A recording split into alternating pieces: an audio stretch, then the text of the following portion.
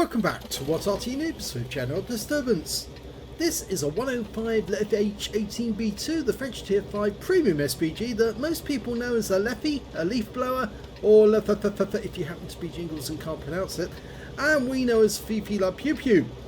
And she's located on the north spawn of Minsk under the command of ProvoBob, and for once he's in a game with no bots. In fact, all of them live players and 15 on either side. Okay, the 105 light field howitzer that's mounted on that Arty, or this Arty, is German. And in fact, actually, this was a German Arty, but it's in the French tech tree. And the reason for that is that the Wargaming needed an Arty that they could then use, or a premium vehicle that they could use to launch the French tech tree way back. A long time ago, about 5-6 years ago, I think it was 7 years ago.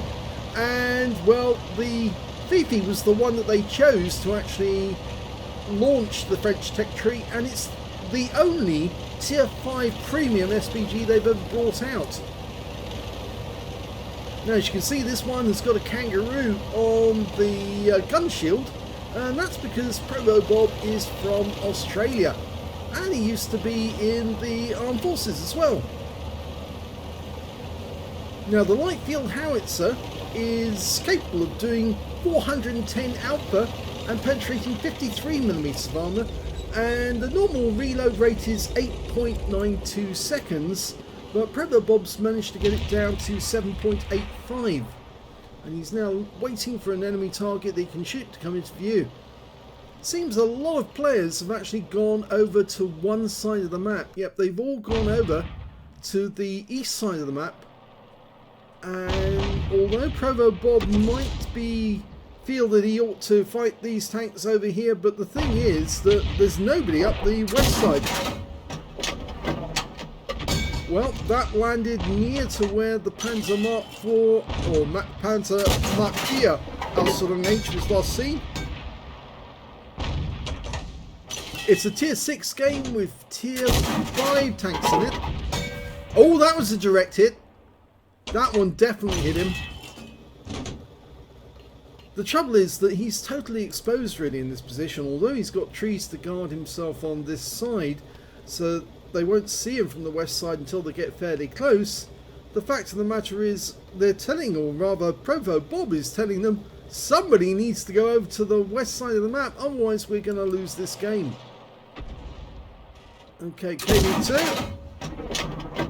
Now this Arty is very accurate normally, but that shell landed just to the left of the KV2, did no damage.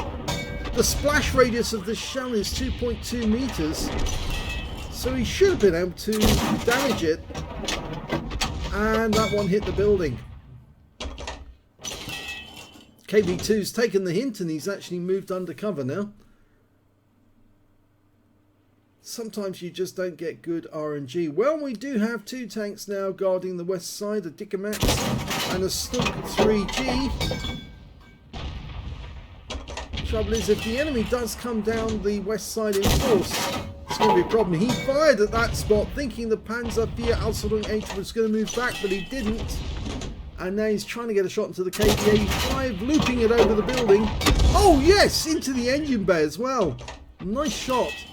Switches targets, but no, go back to the KV-85. He's not moving. And that one hit the roof. The trouble with trying to loop it over a building like that is you might actually hit the roof, and he's done it again. And the enemy has turned up on the west side, and ProvoBob suddenly realised, yes, he's in grave danger. Jackson's on the corner. Oh, it went over the top of his turret and exploded behind him. I think that guy needs to buy a lottery ticket quickly, because that was hellishly lucky. If the shell had actually hit the Jackson, it probably would have been lethal to him. Well, the Jackson's grabbed some courage and he's pushing forward, but unfortunately he ends up with a 105mm round hitting him instead. And, well, they killed the Dickomax and they've killed the Stug, so really we've got nobody defending us at all at the moment. Only the Wolverine. And ProvoBob gets the kill on the Jackson. The only true 90mm ARM tank destroyer during the war. Because of course the Wolverine didn't have a 90mm, it actually had a 76mm. Okay, well the enemy has decided, yeah, it's probably not a good idea trying to come around that corner. Oh, well, that Death Toaster's made it certain that it's not a good idea to come around, because he came around the corner and got wiped out. ProvoBob got 457 hit points from a penetrating shot, and his teammates finished the job. He's still calling for help. 2 tanks down on the enemy. We still don't know how many are over there, but there are 2 tanks still over there, the Striv M42 and a T150.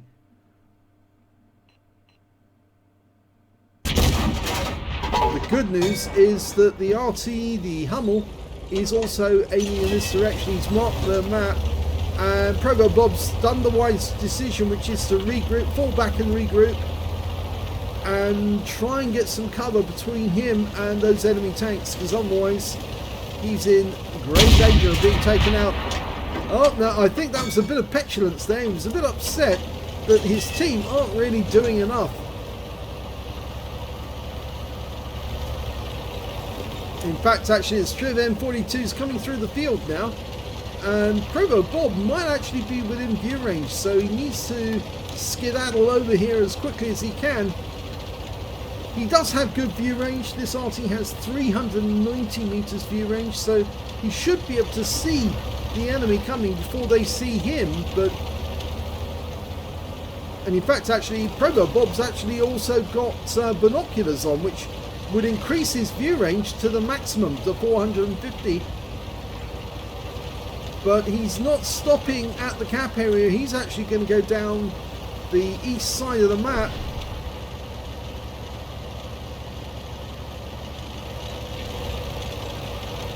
In fact, he's chosen to get to this gap between the buildings. You can get shots on the enemy, but only some enemy, and of course that tower, that radio tower, is actually in the way. So he's going to try and fire a shot into the IKV-103 or the Panzer H. Instead he gets the column and 38 hit points of splash, and both tanks pull into the corner. Now for a brief moment he did see an enemy tank nearby, but an AMX ELC has turned up very close to our cap area. And if the Hummel and the Wolverine can't protect themselves, then obviously the cap is going to be in great danger. Rounds out. Oh, good shot! Took out the Panzer H. Unfortunately, the ELC has killed both the Hummel and the Wolverine. In fact, the Hummel was killed by the M4A1, and our M4A1 has now taken out the ELC, so we're now in the situation where our cap is exposed, got nobody guarding it, and ProvoBob's now going to the east side of the map to try and get shots on that VK3001H. He's turned to face it, he's dialing in.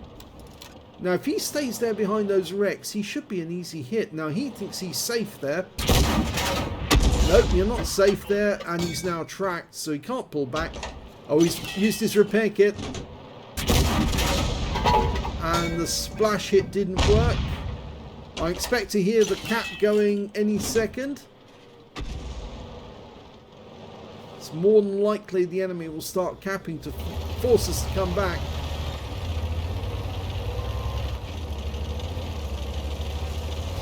Now, still 2 tanks down, but it's looking increasingly like the enemy's going to win this one. Can't get past that VK.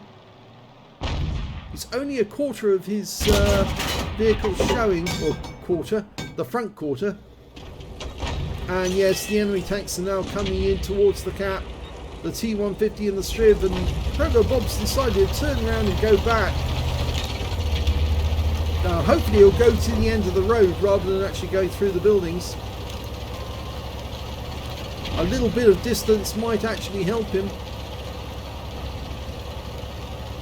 Of course, this Arty is very good at shotguns. And you can see from the number of awards that ProvoBob's got, the maximum number. Yes, he really is very, very good at shotgunning and the like. Well, we're going to go for the KV2, which is out in the open, down to the south. He started moving just for a brief second. Let it dial in. Rounds out. Direct hit for 45. He's tracked. Bring another one in. Rounds out. Another hit for 89 this time. Reset his tracks. Oh, he's fixed his tracks this time. That one tracked him again. 35 hit points. This time round, he's not likely to repair his tracks so quickly. And another hit for 154. He's a one-shot now. This could kill him. Oh, it goes to one side, and now he's fixed his track. He's on the move. Blind shot. It lands right in front of him, and he's been spotted. In fact, there's a VK only a short distance away, but he didn't spot ProvoBob, and now he's all alone, facing potential Kolobanov, and he's about to get hit. Well, he did get hit for 128, but he dealt a shell back at the VK. He's been hit again, rounds out, he puts another one into the VK, but this time round he won't survive the follow-up. And in fact it's the CTekk who actually finishes off the game. So that's the first battle in this video. Let's have a look at the second one. The second replay in this video is from CTekk, and he's on the northeast spawn of Glacier. Game started. Well, they only actually built 16 of these, Arty, and we don't know what actually happened to them, because the Germans actually built more flame-throwing versions of the Char B1 than they did Arty. They only 16 built, and they were built by Rheinmetall Borsig.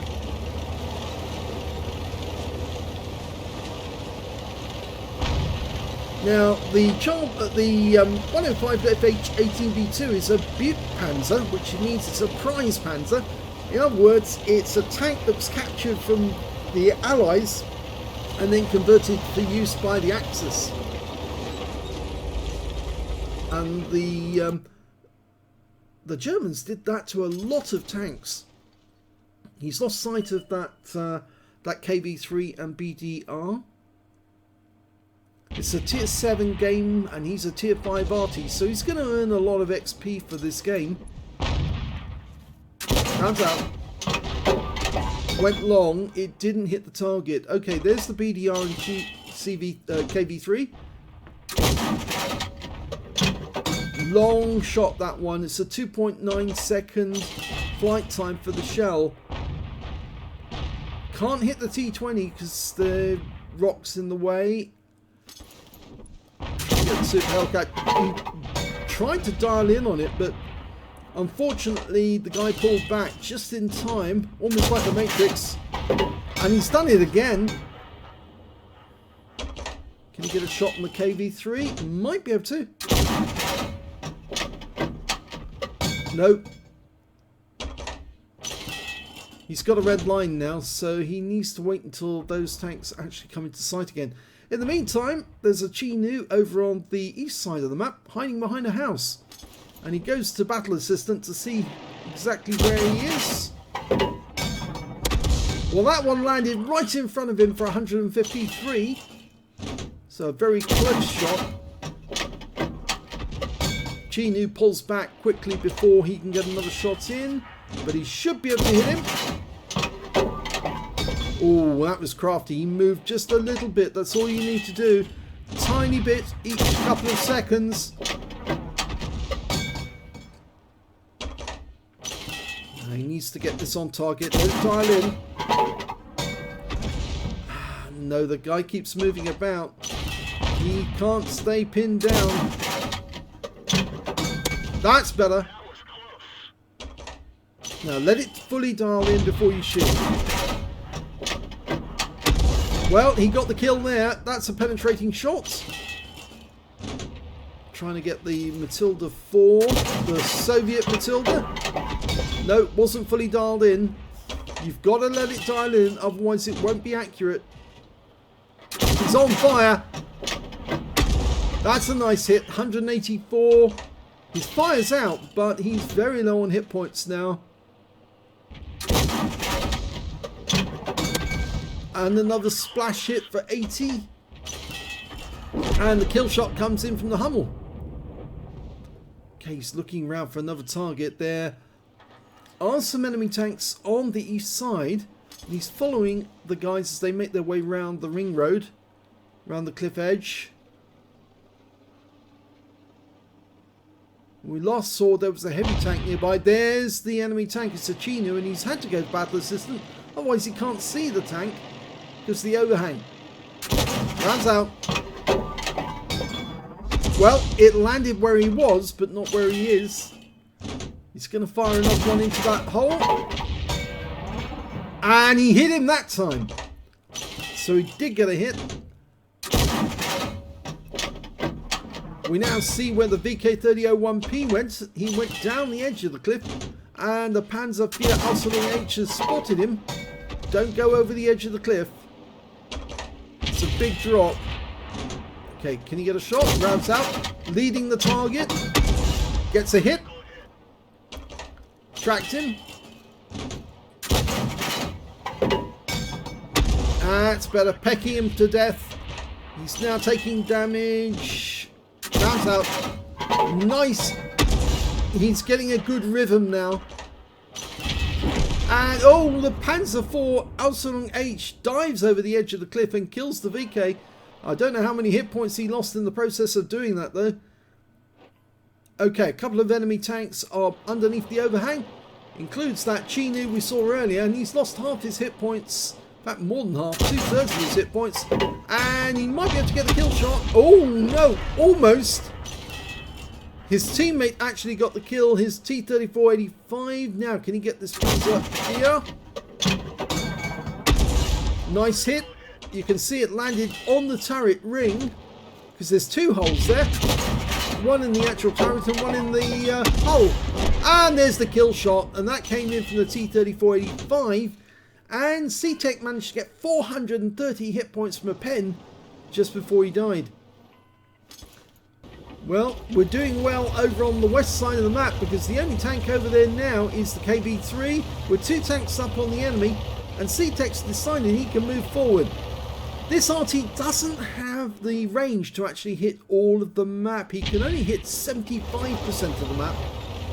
So if you want to get accurate and hit everywhere on the map, you need to get closer to the centre of the map in this Arty. Only trouble is that KB3 just killed one of our tanks. Or was it that M44 in the enemy team? Now he's aiming to the south because there is a Jackson there. Again, the only 90mm armed tank destroyer in the war, but there was, in fact that guy's got the 76mm, and he goes down. I identified the gun because the 90mm has the muzzle brake and the 76mm doesn't. And of course the Hellcat never had a 90mm. Only in trials. They tried it out, but they didn't fit it to all of the vehicles. Okay, he's trying to get a shot. That M44 is headed for the water. Let's hope he's not trying to end his game prematurely. Still plenty of hit points to earn.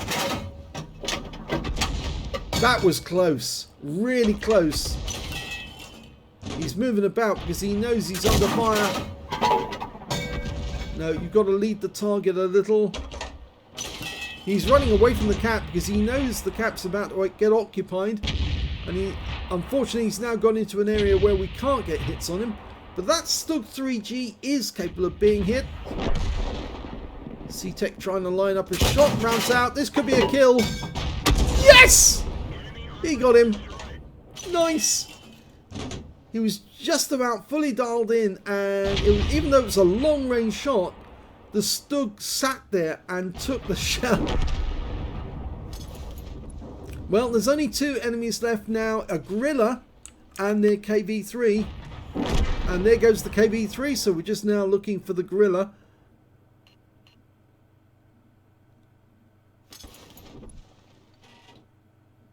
In fact, some of them are indicating he might be behind the cap in the trees. The others are headed off down towards the northwest corner of the map, which is very odd.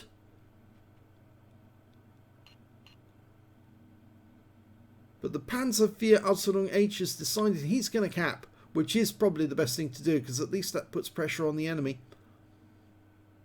In fact, where CTekk is located at the moment, he might actually meet that gorilla if he's headed this way.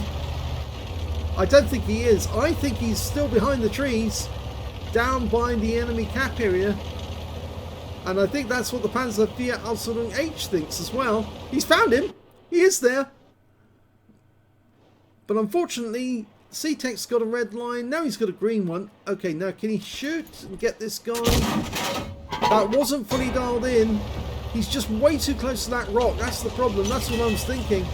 Whenever you go behind an obstruction like this, you have to think, can I shoot from behind that obstruction? And the gorilla is killed by the Panzervier. And it's now all over. And here's the end of battle results. And, well, it was a first-class tanker for ProvoBob in the 105 leFH18B2. He managed to get a bruiser medal for getting at least 5 critical hits. He managed to get 14 in this one. And he did get the high caliber for doing the most damage in the game, as well as a win rate of 4,941, which is Super Unicum standard. So let's have a look at team score and see where he was. 2,146 hit points of damage. The next high scorer being the M4A1 on his own team with 1,904, and he got a Leather Slaves medal as well. And the next high score after that was the KV85 on the enemy team with 1,801. When it came to kills, it was actually shared between the M4A1, the VK3002M, the Striv M42 and the T150. All had 3 kills apiece. I'm afraid ProvoBob only got 2 kills in that one, but he was joint second with the KV85. When it came to base XP, it was the enemy team did the best because they won. 778 went to the KV85, 683 went to the M44 in the enemy team, who also picked up a Confederate, and then came ProvoBob with 651, so he's third on base XP on this game. And the T150 on their team also picked up a Steel Wall for blocking the most amount of damage. Let's have a look at his details. He fired 35 shots in this game, got 14 direct hits and 3 penetrations on the enemy, 17 splash. Damage of 2,146 hit points, of which 1,961 were at more than 300 meters. Obviously, the close shots were on that VK3001H, who was fairly close when he actually started firing at him. 3 hits received, all 3 were penetrations. I'm afraid the last one was terminal. That was from the Striv 42. He actually damaged 8 of the enemy, killed 2, and he did 126 hit points of damage resistance. On a premium count, he earned 45,881 credits, got 6,075 for courageous resistance. That's because he got a battle hero medal in a losing or drawn game. And he picked up 51,956 credits altogether, and after repair and ammunition resupply, took away 46,435 credits. So a decent score, even if it was a losing battle. 976 XP, 556 for courageous resistance, 613 for this being a premium vehicle, and he also got 2,000 for completing event, and that was free XP, and 2,146 free normal experience altogether. So a fairly good battle. Even if it was a defeat, he certainly did put a lot of damage into the enemy, but it just wasn't enough, and his teammates just fell apart. And of course, in large part, I think it was down to the fact that nobody went over to the west side of the map, and consequently there was nobody there to stop them from getting close to the cap, and it was relatively easy for them to clean up afterwards. Let's have a look at the second battle. Well, that was CTekk on the Glacier map, and he got a first-class tanker as well, but he got a victory. He managed to get a bruiser medal for getting at least 5 critical hits. He got 16, and he also picked up a high caliber for dealing the most damage in the game. His win rate was slightly higher, 6,004. It's about 2,000 points more. And if we look at the team score, we can see that he got the highest damage with 2,470 hit points. The next high scorer being the Tiger 1 with 2,030, followed by the KB3 on the enemy team with 1,831. When it came to kills, he actually was pipped by the post by that Hummel on his team, who got 4 kills. but he did get joint second place alongside the Panzer IV Ausrüstung H, the T-34-85, the T-34-2GFT on the enemy team. And when it came to base XP, he's top again with that one. 1052 went to him, which is the only player over 1000 as well. 925 went to the Panzer IV, and 830 went to the T-34-85 on the enemy team. Oh, actually, it's not the enemy team, it's his team.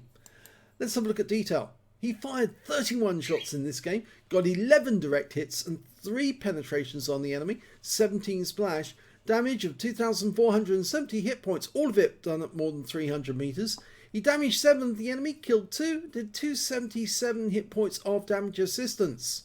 On a premium counter, he earned 55,544 credits from this game, and after ammunition resupply took away 51,576 credits altogether. He got 1,578 XP, times 2 for the first victory, 631 for this being a premium vehicle, took away 3,787 experience points altogether. So 2 very decent games, both first class tankers, and both of them ended up with a high caliber. So it just goes to show that even in a losing game, this Arty can still dominate the battlefield and actually put a huge amount of damage into the enemy, so long as the player lets the aim dial in on the target and selects the right targets to fire at. So if you enjoyed that replay, please give this video a like, do subscribe to our channel, leave a comment down below because it feeds the algorithm.